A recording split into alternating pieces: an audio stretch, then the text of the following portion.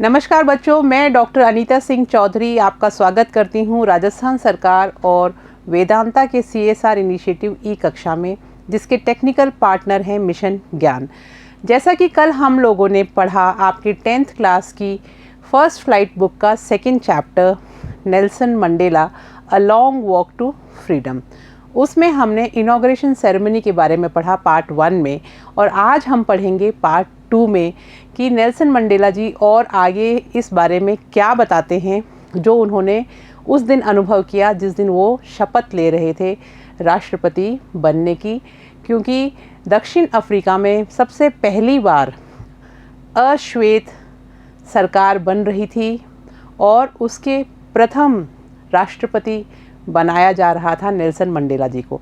तो जो उस समय सेलिब्रेशन टाइम चल रहा था, तो जैसा कि आप लोग स्क्रीन के ऊपर देख पा रहे हैं, हम पढ़ रहे हैं class 10 chapter 2 Nelson Mandela long walk to freedom का पार्ट 2, जिसको हमने नाम दिया है सेलिब्रेशन टाइम। अब हमने इसको सेलिब्रेशन टाइम इसलिए नाम दिया है क्योंकि जो भी सेलिब्रेशन के टाइम पे अनुभूति करी नेल्सन मंडेला जी ने, वो हमें बताया है उन्होंने अपनी जीवनी में। तो चलिए स्टार्ट करते हैं हम इस चैप्टर को।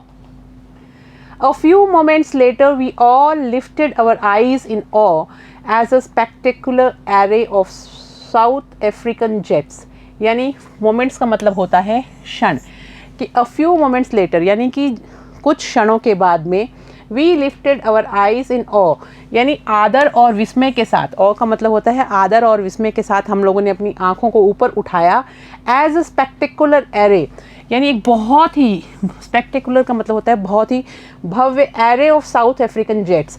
क्या था जब हमने अपनी नज़रों को ऊपर उठाया, तो जब हमने ऊपर देखा तो हमारी नज़रों के सामने एक विमानों का काफ़िला था। जेट प्लेन्स जो बहुत फास्ट चलते हैं, उनका पूरा एक काफ़िला था। Helicopters and troops carriers road in perfect formation over the union building.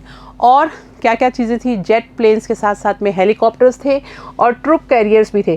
Troupe carriers वो होते हैं जो सैनिकों को ले जाने का काम करते हैं, वो वाले जो प्लेन्स होते हैं उनको हम ट्रुप कैरियर्स बोलते हैं। और लड़ाकू विमान होते हैं जो जेट प्लेन्स होते हैं, और हेलीकॉप्टर्स भी। तो इन सब ने ऊपर आकृतियाँ बनाई थी अलग अलग तरह की। उस समारोह को 4 चांद लग गए थे। It was not only a display of pinpoint precision and military force but a demonstration of the military loyalty to the democracy। ये खाली एक सटीक प्रदर्शन ही नहीं था, बल्कि सैन्य बलों का निष्ठा जो थी वो अपनी उनकी तरफ दिखा रहे थे, प्रदर्शित कर रहे थे। सैन्य बल जो थे उनकी निष्ठा का प्रतीक भी था। To a new government that had been freely and fairly elected। और ये किसके प्रति अपनी निष्ठा दिखा रहे थे? ये जो सैन्य बल थे ये दिखा रहे थे अपनी निष्ठा, जो नई सरकार बनी थी, सरकार का निर्माण अभी हुआ, उसके प्रति अपनी निष्ठा का प्रदर्शन कर रहे थे। तो सभी तरफ से, यानी आसमान पे भी और नीचे जो सैनिक वहाँ पे थे, वो सभी अपनी अपनी खुशी जाहिर कर रहे थे और दिखा रहे थे कि हम अपनी सरकार के प्रति कितने निष्ठावान हैं। हम इसके डिफ़िकल्ट वर्ड्स कर लेते हैं।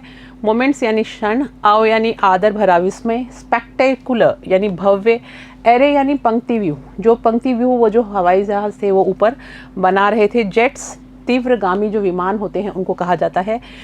ट्रुप्स, ट्रुप कैरियर्स यानी सैनिकों का ढोने वाला जो विमान होता है उसको बोलते हैं। परफेक्ट यानी पूर्णतः अच्छा, बहुत सटीक जो हो।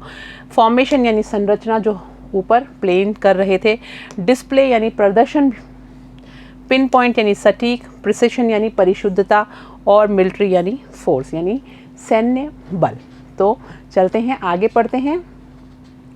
Only moments before the highest generals of the South African Defence Force and police, their chest battened with ribbons and medals from days gone by, saluted me, pledged their loyalty। यानी अब आगे वो बताते हैं कि only moments before the highest generals of South African Defence Force and police, यानी कि खाली जो सैन्य बल नहीं था, बल्कि सैन्य बल के साथ साथ वहाँ पर जो पुलिस थी उन्होंने भी जो अपनी चेस्ट के ऊपर, बेडेक्ट का मतलब होता है जो सजे हुए होते हैं, आपने देखा होगा तमके जो लगे हुए होते हैं, उन सब के साथ यानी पूरी ऑफिशियल ड्रेस में वो सभी के सभी वहाँ की जो पुलिस थी वो भी, और वहाँ के जो सैन्य बल थे वो सब के सब सुसज्जित हुए हुए अपने पूरे जो बैचेस वगैरह थे उनके साथ वहाँ पे खड़े थे with ribbons and medals from days gone by. और उन्होंने इतने सालों में जितने भी पदक जो हैं वो अर्जित किए थे और जिस भी पोस्ट पे वो थे उनके सारे के सारे मेडल्स वगैरह उनके चेस्ट पे लगे हुए थे। उन्होंने मुझे सलामी दी, they saluted me and pledge their loyalty, और उन्होंने अपनी वफादारी की कस्में खाई।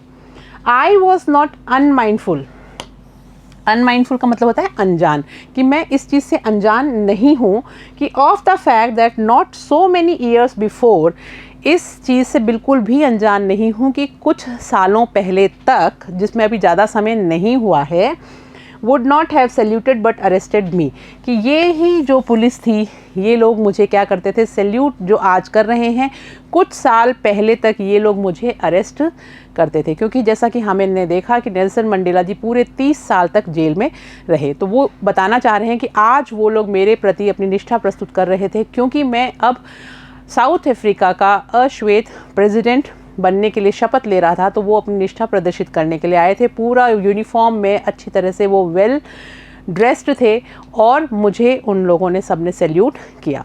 तभी उनके दिमाग में ये बात आती है कि अभी ज़्यादा समय नहीं हुआ है, जबकि यही लोग मुझे पहले अरेस्ट किया करते थे।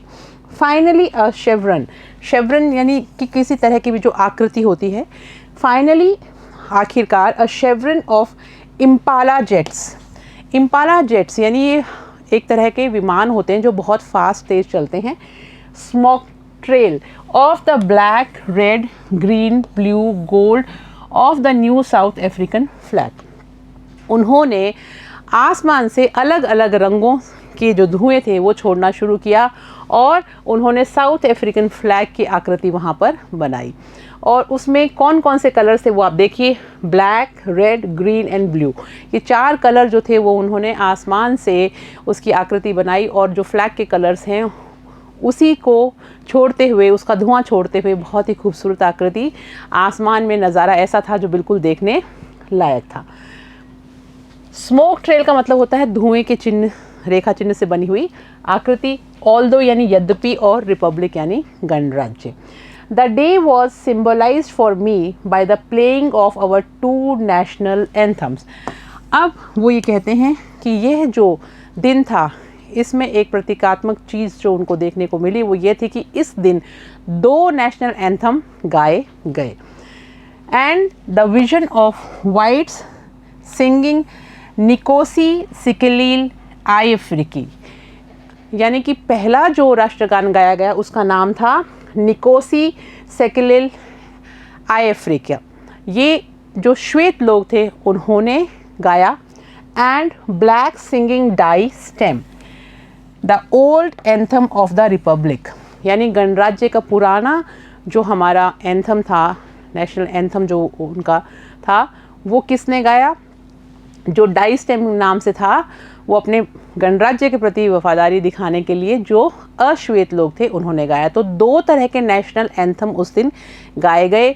जो श्वेत थे उन्होंने निकोसी सेकेलिल आई अफ्रीका गाया और जो साउथ अफ्रीका के जो अश्वेत व्यक्ति थे उन्होंने डाई स्टेम नाम से जो उनका राष्ट्रगान था वो गाया।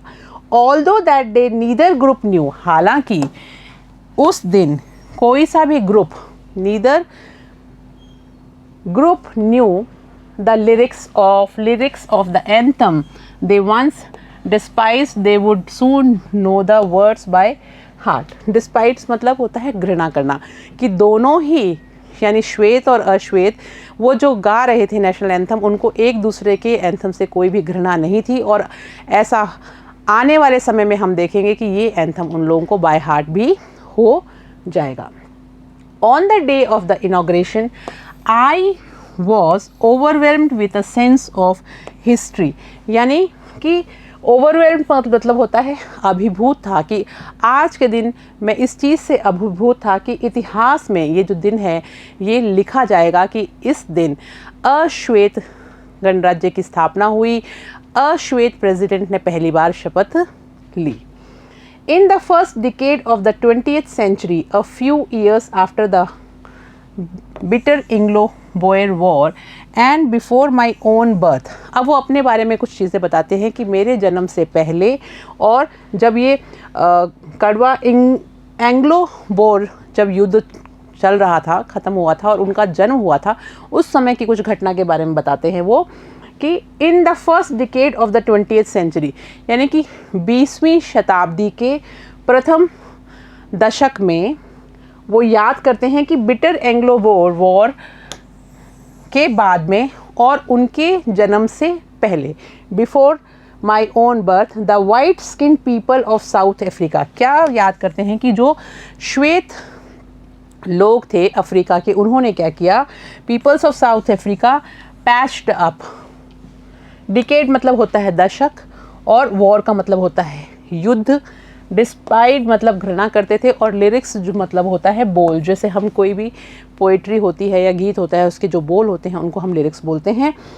तो अब आगे देखिए वो क्या कहते हैं, the white skin people of South Africa patched up, यानी कि जब एंग्लो वॉर ख़त्म हुआ और युद्ध ख़त्म हुआ और मेरा जन्म हुआ, मेरे जन्म से पहले जो वहाँ के जो श्वेत लोग थे उन्होंने क्या किया, आपस में पैचअप कर लिया, यानी वो सब लोग आपस में एक हो गए। देयर डिफरेंसेस, यानी जो भी उनके बीच में मतभेद थे उनको उन्होंने ख़त्म कर लिया। And erected a system of racial domination against the dark skin people of their own hand. Erected का मतलब होता है निर्मित करना, कि और उन्होंने एक नया सिस्टम निर्मित कर लिया, किसके खिलाफ, अपने ही जो अश्वेत लोग थे उनके देश के, उन्हीं के खिलाफ एक सिस्टम निर्मित कर लिया।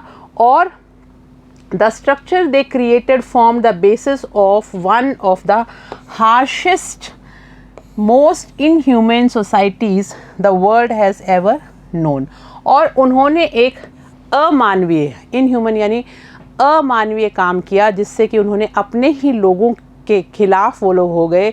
आपस में जो श्वेत लोग थे उन्होंने तो अपने डिफरेंसेस को ख़त्म कर लिया, यानी वो तो सब एक हो गए, लेकिन उसी देश में श्वेत और अश्वेत दोनों रहते थे। तो श्वेतों ने तो अपने आपस के मतभेदों को ख़त्म कर लिया, वो तो अपने आप को एक मानने लगे, और उन्होंने अपने ही दूसरे लोग जिनका सिर्फ कलर अलग था, यानी कि जो अश्वेत लोग थे उनको अपना एक तरह से प्रतिद्वंदी मान लिया, उन लोगों को नीचा दिखाना शुरू कर दिया। और अब वो ये कहते हैं, now in the last decade of the 20th century, यानी पहले का बताया था कि 20वीं सदी के शुरुआत में, और अब वो कह रहे हैं कि अब जब 20वीं सदी का अंत हो रहा है तो हमें इस चीज़ से छुटकारा मिल रहा है। नाउ यानी अब, in the last decade of the 20th century, कि 20वीं जो सदी है उसके आखिरी दशक में, and my own 8th decade has as a man that system had been overturned। और अब हम उस सिस्टम को, वो जो एक गलत सिस्टम चालू हो गया था, उसको हम पलटने जा रहे हैं, उसको हम ख़त्म करने जा रहे हैं। Forever and replaced by one that recognized, हमेशा के लिए, फॉरएवर यानी हमेशा के लिए हम उसको हटा रहे हैं, रिप्लेस कर रहे हैं, बिल्कुल ख़त्म कर रहे हैं, by one that recognise the rights and freedoms of all peoples regardless of the colour of their skin. यानी अब हम एक ऐसे समाज की स्थापना करेंगे जिसमें किसी को भी इस तरह की सिचुएशन का सामना नहीं करना पड़ेगा।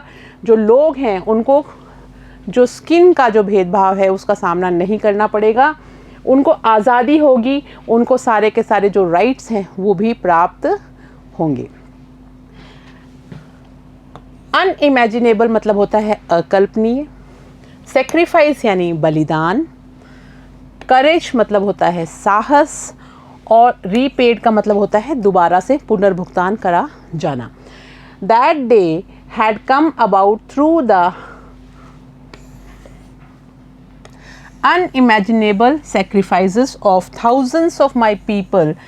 यानी अब वो कह रहे हैं वो दिन आ गया जबकि हम जिस चीज़ की कल्पना नहीं कर सकते थे, कि अकल्पनीय लोगों ने जिन्होंने अपना बलिदान दिया, whose suffering and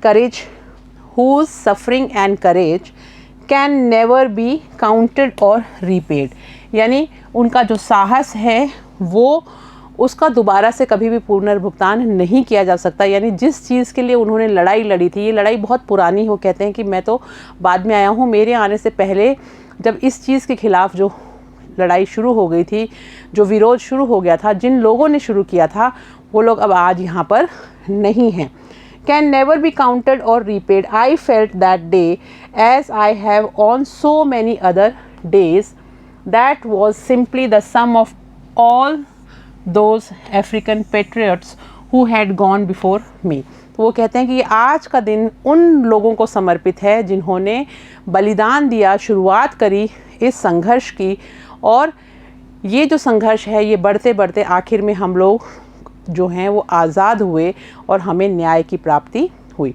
तो जो आज का जो ये दिन है ये उन लोगों को समर्पित है जो अब इस दुनिया में नहीं हैं, लेकिन शुरुआत उन लोगों ने ही करी थी जहाँ से शुरुआत हुई थी. आज वैसे लग रहा है कि मैं अब वापस से एक नई तरह से शुरुआत कर रहा हूँ. That long and noble line ended, कि ऐसा लगता है कि वो जो एक बहुत लंबी जो कतार थी जो उस समय से शुरू हुई थी, यानी जो संघर्ष शुरू हुआ था वो अब संघर्ष ख़त्म हो गया यहाँ पे, और अब एक नई लाइन स्टार्ट हो गई जिसका मेरे को लगता है कि मैं पहले नंबर पर खड़ा हूँ. That long and noble line ended and now begin again with me. और अब वो दोबारा से मेरे साथ शुरू हुई है कि मैंने जो कसम खाई है, जो शपथ ली है कि मैं लोगों को उनके अधिकार जो हैं उनसे वंचित नहीं रखूँगा. सबको लिबर्टी मिलेगी, फ्रीडम मिलेगी, इक्वालिटी मिलेगी, उस चीज़ को निभा पाऊँ, क्योंकि अब ये मेरे जिम्मेदारी बन गई है. I was pained that I was not able to thank them and that they were not able to see what their sacrifices had wrought. Wrought का मतलब होता है बनाना या गढ़ना, यानी कि मैं अब उन लोगों को, जिन लोगों ने इसे शुरुआत करी थी, कितना अच्छा चीज़ वो गढ़ के गए हैं, यानी जिस चीज़ की शुरुआत उन्होंने करी थी आज वो कंप्लीट हुई है और हम लोगों को आज़ादी प्राप्त हुई है. लेकिन उसको देखने के लिए वो जो देशभक्त थे, जो पेट्रियट्स थे, वो आज यहाँ पे जीवित नहीं हैं, पर मैं अपने दिल से उन सबको याद करता हूँ और ये सारी आज़ादी जो है ये उनको ही समर्पित है. The policy of apartheid created a deep and lasting wound in my country and my people. और वो कहते हैं कि अपार्थीड जो रंग भेद की जो नीति थी इसने मेरे देश के लोगों में और मुझ में एक बहुत ही ज़्यादा अंदर तक गहन रूप से ये हमारे को प्रभावित किया. The policy of apartheid created a deep and lasting wound. उसने हमारे को एक ऐसा घाव, वुंड मतलब होता है घाव, गहरा और ना मिटने वाला घाव दिया है जिसको टाइम लगेगा भरने में, लेकिन ऐसा होगा कि वो भर भी जाएगा, क्योंकि अभी तो हमारी आज़ादी की शुरुआत हो चुकी है. वो बुरे दिन जो थे वो ख़त्म हो चुके हैं. All of us will spend, यानी हम सब लोग मनाएंगे. पेट्रियट्स का मतलब होता है देशभक्त. All of us will spend many years, if not generations, recovering from that profound hurt. यानी ये जो बहुत ही profound hurt, यानी जो गहन पीड़ा है, इसको भरने में हमें जो गहन पीड़ा है इसको भरने में हमें बहुत समय लग जाएगा. जनरेशन्स यानी पीढ़ियाँ, यानी पीढ़ियाँ लग जाएंगी इस गहन पीड़ा को भरने में. But the decades of operation, यानी ये जो दशकों से जो ऑपरेशन हो रहा था, यानी जो दमन हो रहा था, एंड ब्रूटैलिटी. ब्रूटैलिटी का मतलब होता है बर्बरता से जो हम लोगों का दमन किया जा रहा था. Had another unintended effect, and that was that it produced the Oliver Tambos, the Walter Sissulus, the Chief Lucullus, the Yusuf Dados, the Bram Fishers and the Robert Sobukvis of our time. ये सारे के सारे उस ज़माने के वो देशभक्त थे जिन्होंने इस युद्ध की शुरुआत करी, यानी जो इस परिवर्तन को लाना चाहते थे, जिन्होंने कहा था कि ये रंग भेद की नीति ख़त्म हो जानी चाहिए.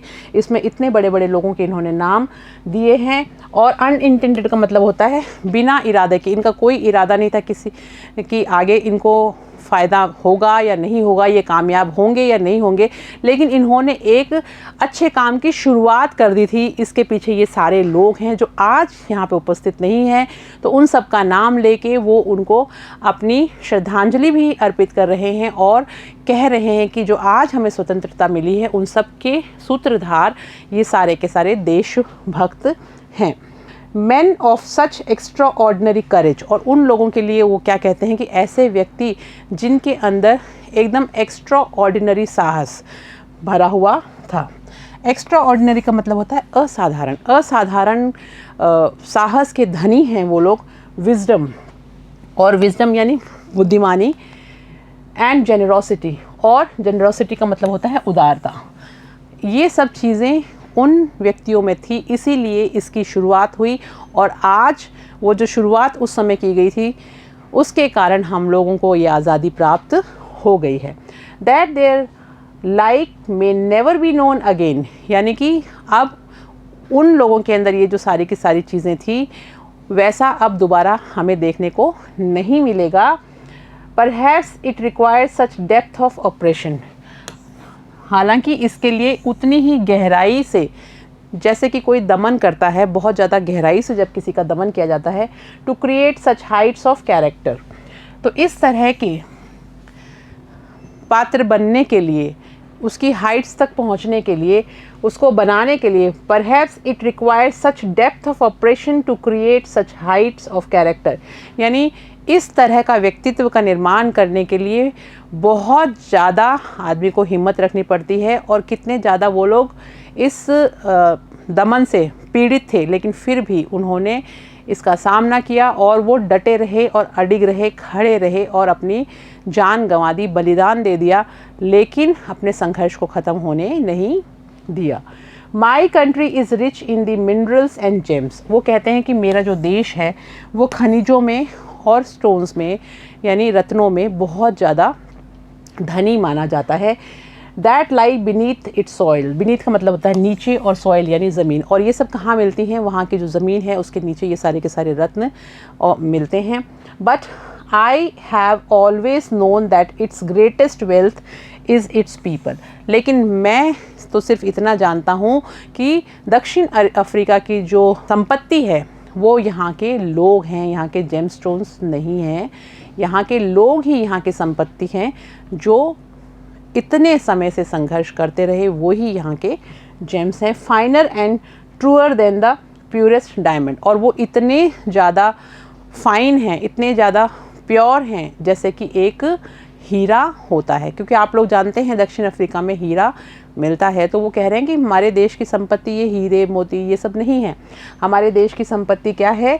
यहाँ की जो लोग हैं वो है ज़मीन के नीचे मिलने वाले खनिज या पत्थर नहीं हैं। डायमंड को भी वो एक पत्थर ही कह रहे हैं, तो वो डायमंड किसको कह रहे हैं? अपने देश के लोगों को कह रहे हैं। It is from these comrades in the struggle, comrades का मतलब होता है साथी, कि ये इन साथियों के कारण ही ये जो संघर्ष चला, that I learned the meaning of courage, यानी मेरे इन साथियों से ही मैंने साहस का मतलब सीखा, और संघर्ष में साहस कैसे रखा जाता है ये भी सीखा। Time and again I have seen men and women risk and give their lives for an idea. यहाँ पे वो कहते हैं कि यहाँ मेरे देश में यहाँ के महिलाओं ने, यहाँ के आदमियों ने अपना जीवन बलिदान कर दिया सिर्फ एक विचार के लिए, और वो विचार ये था कि हमें बराबर का हिस्सा मिलना चाहिए, हमें बराबरी मिलनी चाहिए, ये जो रंग भेद की नीति है इसको ख़त्म होना चाहिए, सब इक्वल हैं, ह्यूमैनिटी की जीत होनी चाहिए। ह्यूमैनिटी की जीत के लिए, रंग भेद की नीति को ख़त्म करने के लिए, एक विचार के लिए उन्होंने युद्ध लड़ा, और अपनी लाखों करोड़ों लोगों ने अपनी जानें गंवाई। I have seen men stand up to attacks and torture without breaking, showing a strength and resilience that defies the imagination. Nelson Mandela ji कहते हैं कि इस चीज़ की कल्पना करना बहुत मुश्किल है, मैं इसको आप लोगों को समझा नहीं सकता कि किस तरह से जो लोग हैं यहाँ के, विदाउट ब्रेकिंग, उनके साथ जितना भी टॉर्चर हुआ उसको भी उन्होंने सहा, उस टॉर्चर को यानी उन यातनाओं को वो सहते रहे, लेकिन वो अडिग हुए। Showing a strength and resilience that defies, struggle जो है, ये जो संघर्ष है, ये जो कॉमरेड्स हैं, इन्होंने जो स्ट्रगल किया, जो यातना सहन करी, टॉर्चर जो सहन किया। रेजिलेंस का मतलब होता है आघात से संभलने का सामर्थ्य। इस आघात से संभलने का जो सामर्थ्य है वो उन लोगों में था, यानी इतनी यातनाएं सह के भी उन्होंने अपने मनोबल को टूटने नहीं दिया, वो वैसे ही रहे। डिफाइज का मतलब होता है असंभव बना, तो उन्होंने इन सब चीज़ों को असंभव बना दिया कि कोई उन्हें तोड़ सके। यातनाएं वो सहते रहे, लेकिन अडिग रहे, लड़ते रहे। इस युद्ध को उन्होंने ख़त्म नहीं होने दिया, इस संघर्ष को उन्होंने चलने दिया। मैं उस चीज़ की कल्पना जब करता हूँ और देखता हूँ तो मुझे उन लोगों की बहुत याद आती है।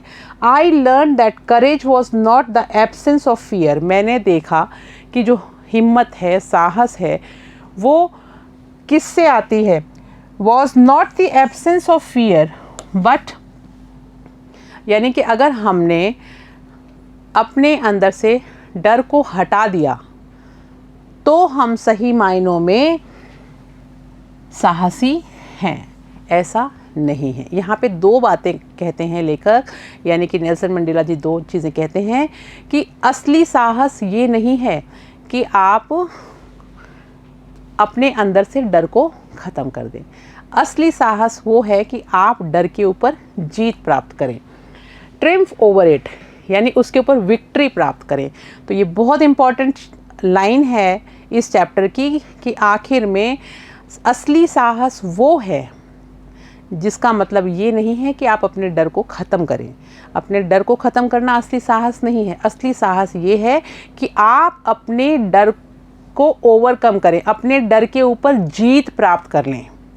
वो आपकी असली विक्ट्री मानी जाएगी। The brave man is not he who does not feel afraid. बहादुर व्यक्ति वो नहीं है जो डरता है, डरता नहीं है वो बहादुर है। ऐसा नहीं है कि अगर किसी व्यक्ति को डर नहीं लग रहा तो हम उसको कह दें कि वो बहादुर है, ये नहीं होता। But he who conquers that fear. असली बहादुर वो होता है जो उस डर के ऊपर जीत प्राप्त कर लेता है। आपने सुना भी होगा कि डर के आगे जीत है, यानी अगर आपने उस डर को ही ख़त्म कर दिया, उसके ऊपर आपने विजय प्राप्त कर ली, तो आप सही मायने में साहसी कहलाओगे। डर को ख़त्म नहीं करना, डर के ऊपर जीत प्राप्त करनी है।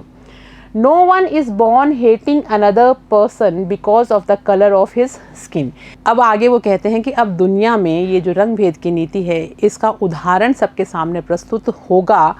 और no one is born hating another person because of the colour of the skin. कोई भी ऐसा बच्चा जन्म नहीं लेगा अब इस स्वतंत्र रंग भेद की नीति ख़त्म हुए देश में जिसको कि श्वेत या अश्वेत होने पर अलग अलग ट्रीट किया जाएगा। यानी ये चीज़ अब ख़त्म हो जाएगी। जो न्यू बॉर्न बच्चे होंगे उनको पता भी नहीं होगा कि ऐसा कोई सिस्टम चला आ रहा था, क्योंकि अब उन लोगों को इक्वालिटी मिलेगी। उन सबको एक ही ह्यूमन समझा जाएगा। ह्यूमैनिटी की जीत हुई है।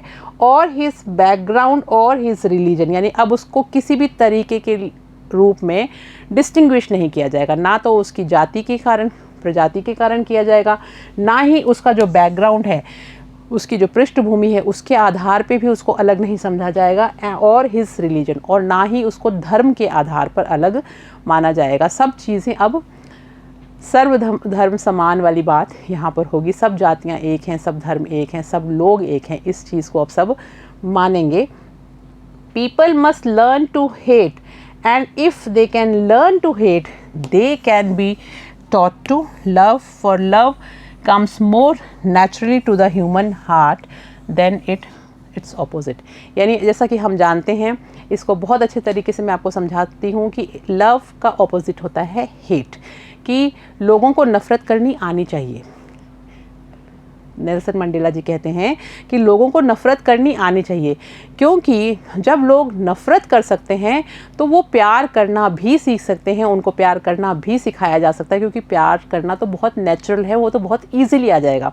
तो कहने का मतलब कि अगर लोगों में नफ़रत करना आ गया तो प्यार करना सिखाना उनको कोई ज़्यादा मुश्किल नहीं होगा, वो ईजिली आ जाएगा, क्योंकि वो अंदर होता है। आदमी के प्यार जो है वो कहीं ना कहीं होता है, तो उसको बाहर लाने में समय नहीं लगेगा। तो दो चीज़ें जो इस पूरे अभी तक हमने पढ़ा है, इसमें बहुत इम्पॉर्टेंट जो आई थी वो ये थी कि असली साहस, असली विजय, असली हिम्मत वो नहीं है कि आप अपने डर को ख़त्म कर दें।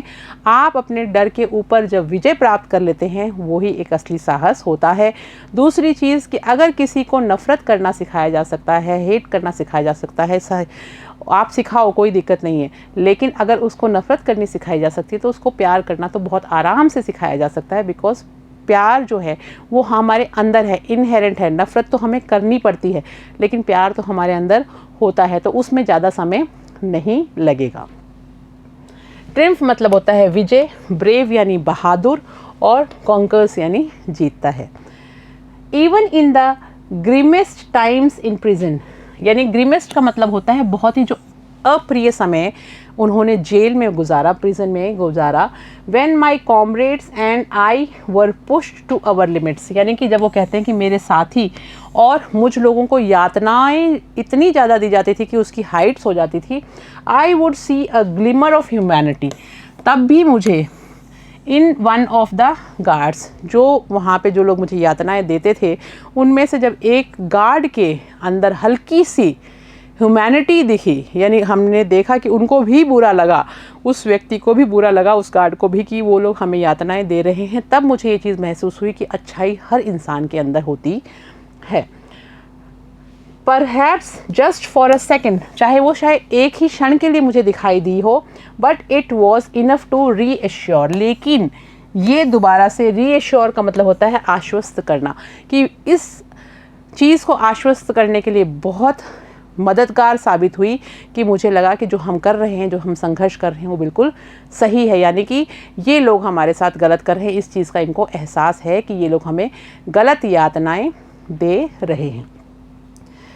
Reassure me and keep me going, और इसने मुझे वापस से आगे बढ़ने के लिए आश्वस्त कर दिया। किस चीज़ ने? कि जब मैंने देखा कि मुझे और मेरे साथियों को बहुत ज़्यादा यातनाएं दी जा रही थी, हम लोगों को तंग किया जा रहा था, हम लोगों को ऑप्रेस किया जा रहा था, हमारा दमन किया जा रहा था, तब भी एक गार्ड के चेहरे पर जब मैंने हल्की सी, ज़्यादा नहीं कहता है कुछ क्षण के लिए जब मैंने उसके अंदर मानवता की झलक देखी, तो मुझे समझ में आ गया कि मैं जो कर रहा हूँ वो बिल्कुल सही कर रहा हूँ। मैं एश्योर हो गया कि अब मुझे अडिग ही रहना है और अपने इस मार्ग पे जिस पे मैं चल रहा हूँ, इस रंग भेद की नीति के खिलाफ जो हमने जंग शुरू करी है, इसको हमें ख़त्म नहीं करना। Man's goodness is a flame that can be hidden but never extinguished, कि अब ये वो कहते हैं कि मनुष्य जो है उसके अंदर मेंस गुडनेस, जो उसकी अच्छाई होती है, is a flame that can be hidden, कि वो एक ऐसी ज्वाला है जिसको छुपाया तो जा सकता है लेकिन उसको ख़त्म नहीं किया जा सकता। यानी आदमी अपने इमोशंस को छुपा तो सकता है लेकिन उसको ख़त्म नहीं कर सकता, क्योंकि वो तो इनहेरेंट होते हैं, वो तो आएगा ही आएगा। कहीं ना कहीं तो आपका जो दिल है वो आपको कहेगा कि ये गलत हो रहा है। तो यही इससे समझाना चाह रहे हैं कि अंदर की जो भावनाएं होती हैं उनको दबा सकते हैं, सप्रेस कर सकते हैं, हाइड कर सकते हैं, लेकिन हम उनको ख़त्म नहीं कर सकते।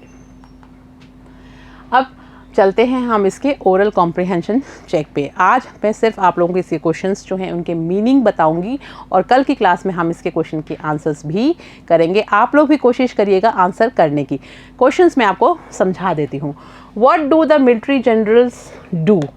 How has their attitude change and why? ये जो सैन्य बल के जो अधिकारी थे वो क्या कर रहे थे और उनका जो व्यवहार था वो अचानक से कैसे परिवर्तित हो गया। जैसा कि मैंने आपको बताया कि जो लोग आज के दिन नेल्सन मंडेला जी को सैल्यूट कर रहे थे, वही लोग किसी समय, थोड़े समय पहले तक उनको अरेस्ट किया करते थे। Why were two national anthem songs? दो तरह के नेशनल एंथम क्यों गाए गए? कि एक श्वेत लोगों ने गाया और एक अश्वेत लोगों ने गाया। How does Mandela describe the system of government in his country? Mandela जो हैं वो अपने यहाँ के जो सिस्टम है, सरकारी जो सिस्टम है, उसको किस तरह से समझाते हैं। In the first decade and in the final decade of the 20th century. दो तरह के डिकेड्स की उन्होंने बात करी है। पहला उन्होंने तब बताया कि जब मेरा जन्म भी नहीं हुआ था, उससे पहले 20वीं जो शताब्दी थी उसमें किस तरह का माहौल था, और आज जब ये 20वीं सदी जो ख़त्म हो रही है इसमें उन्होंने क्या परिवर्तन देखा, वो दोनों को उन्होंने कंपेयर किया है। ये आपको इसका आंसर लिखना है। What does courage means to Mandela? Mandela की नज़र में साहस या हिम्मत क्या है? साहस और हिम्मत ये नहीं है कि आप अपने डर को ख़त्म कर दें। साहस और हिम्मत वो है कि आप अपने डर के ऊपर विजय प्राप्त कर लें, जीत प्राप्त कर लें। Which does he think is natural to love or to hate? किस चीज़ के लिए वो कहते हैं कि ये तो स्वाभाविक है, ये तो हर आदमी के अंदर होता है, प्यार करना या नफ़रत करना? नफ़रत करना आदमी को सिखाया जा सकता है, तो प्यार करना क्यों नहीं सिखाया जा सकता? क्योंकि प्यार तो उसके अंदर ही होता है, तो ये इनहेरेंट होता है, आंतरिक रूप से ही पहले से ही विद्यमान होता है। तो आई होप ये चैप्टर आपको अच्छे से समझ में आ गया होगा। अब हम कल की क्लास में करेंगे इसके क्वेश्चन आंसर्स। तब तक आप लोग पढ़ते रहिए और आंसर्स को रेडी रखिएगा। हम कल क्लास में डिस्कस करेंगे। तब तक के लिए बाय बाय, थैंक यू।